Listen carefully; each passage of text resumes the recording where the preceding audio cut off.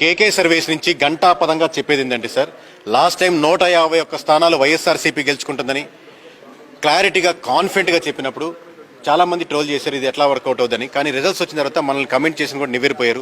ఈసారి అదే గంటాపదంగా టీడీపీ పోటీ చేసినటువంటి 144 స్థానాల్లో ఖచ్చితంగా 133 స్థానాలు గెలుచుకునేందుకు ఆస్కారం ఉంది.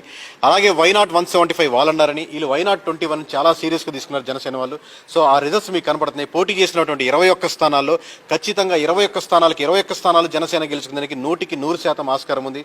అలాగే బీజేపీ పోటీ చేసినటువంటి 10 స్థానాల్లో ఖచ్చితంగా 7 స్థానాలు బీజేపీ గెలుచుకోవడానికి ఆస్కారం ఉంది. అలాగే ఓవరాల్గా 175కు 175 పోటీ చేసినటువంటి వైఎస్ఆర్సీపీ కేవలం 14 నియోజకవర్గాలను క్రిస్టల్ క్లియర్గా ఇక్కడ గెలిచేదానికి ఆస్కారం ఉందని కనబడుతుంది. దాంట్లో 6 స్థానాలు మటుకు మాకు క్లియర్ కనబడుతుంది. ఇంకో 8 స్థానాలు టఫ్ ఫైట్లు కొంచెం టువార్డ్స్ వైఎస్ఆర్సీపీ వెళ్తుంది. కాబట్టి కన్సాలిడేట్గా 14 నియోజకవర్గాలు మాత్రమే, అంటే 20 దాటేదానికి ఆస్కారం లేకుండా కనబడుతుంది. రేపు పొద్దున మేము 1-2 రాంగ్ అవ్వచ్చు, ఇంకోటి యాడ్ అవ్వచ్చు, ఇంకోటి లూజ్ అవ్వచ్చు, అది కాదు విషయం. కానీ ఓవరాల్గా 20 లోపల వస్తుంది. అంటే 151 స్థానాలు గెలుచుకున్నటువంటిది 175 స్థానాల్లో పోటీ చేసి 20 స్థానాల లోపు పడిపోతుందంటే, సో ఆబ్వియస్గా ప్రజలు most of the percentage 15 to 20% వరకు కూటమి వైపు మొగ్గారనేది మనకు క్రిస్టల్ క్లియర్ కనపడుతుంది. ఇన్ని రోజులు ఫాలో అవుతున్న వాళ్ళకి, కేకే సర్వీస్ నమ్ముతూ కంటిన్యూ చేస్తున్న వాళ్ళకి thank you very much sir. బీజేపీకి అవుట్ ఆఫ్ 10 7 వస్తాయండి.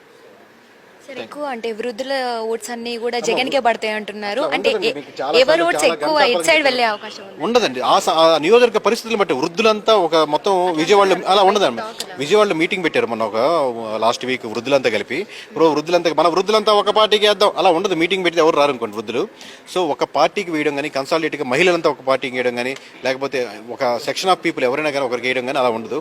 ఓవరాల్గా అక్కడ నియోజకవర్గం ఉన్న సమస్యల మీద వాళ్ళు ఫీల్ అవుతున్న దాని మీద మొత్తం ఎలా ఉంటుందని చెప్పి దాని మీద ఓట్ బ్యాంకింగ్ ఉంటుంది. కానీ వృద్ధులు ఎక్కువ వేశారు, సాయంత్రం దాకా ఓట్ బ్యాంకింగ్ మారేయబడింది. లాస్ట్ టైం చెప్పారు ఇదే మాటలు పోయినసారి చెప్పారు, ఈసారి చెప్తున్నాను. అట్లా ఉండదని నేను మొత్తుకుంటున్నాను. ఓట్ బ్యాంకింగ్ అలా ఉండదు, మీ నాయకులు అలా ప్రభావం చెందొద్దని. మీరు నమ్మితే నమ్మండి వాళ్ళు చెప్పిన మాటలు. రేపు పొద్దున 4వ తారీఖు రిజల్ట్స్ వస్తాయి. ఆ రోజు చూసి మేము కరెక్టా వాళ్ళు కరెక్ట్ అని మీరు క్లారిఫై చేసుకోండి సార్. థ్యాంక్ యూ అండి. ఫైనల్గా ఖచ్చితంగా కూటమి గవర్నమెంట్ ఫామ్ చేస్తుందని చెప్తున్నామండి.